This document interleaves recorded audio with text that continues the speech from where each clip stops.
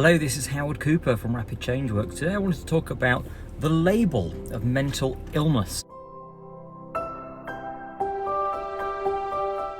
So the other day I saw a tweet that popped up on my feed about mental illness, and someone had posted something along the lines of, mental illness is not just depression or anxiety or feeling sad, it's also, and then there was a whole host of things, and there was a number of them that I just thought, you know what, I think we need to kind of maybe adjust our thinking a touch.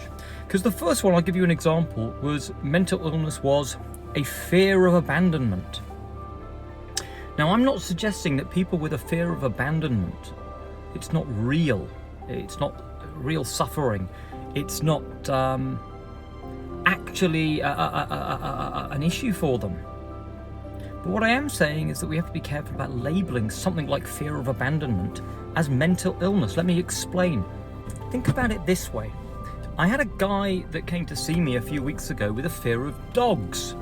And the reason that he said he was afraid of dogs is because when he was young, he'd been attacked by a dog. And now, you know, anytime he saw a dog, his brain would go into fright, flight, or freeze. He'd be flooded with adrenaline. And so he had a fear of dogs. It was a phobia of dogs. Would you say that he was mentally ill? Would you label fear of dogs as a mental illness? Well, I don't know about you, but I wouldn't. And the reason why is, in many ways, his brain is doing what it should do.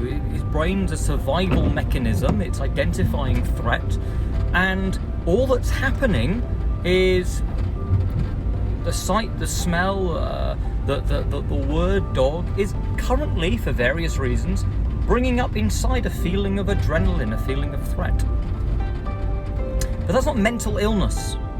There's no chemical imbalance. There's no pathology that supports it. So I think we need to be careful, because if someone says, for example, I have a fear of abandonment, well, are they mentally ill? I don't think so. Doesn't necessarily mean they're mentally ill. I think what it means, perhaps, is maybe they've learnt for various reasons that images of being abandoned and the words of being abandoned and all the thought constructs that point towards abandonment are triggering a response. Maybe for some very legitimate reasons. Maybe they've been abandoned in the past, or maybe... And they're falling for some psychological illusions that are creating this response. But I wouldn't say it's mental illness.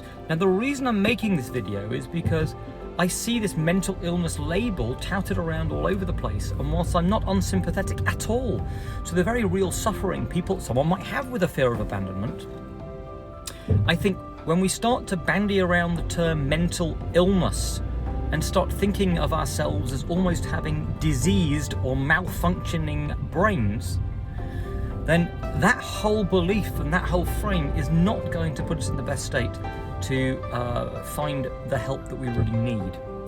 So let's challenge, where possible, the mental illness frame.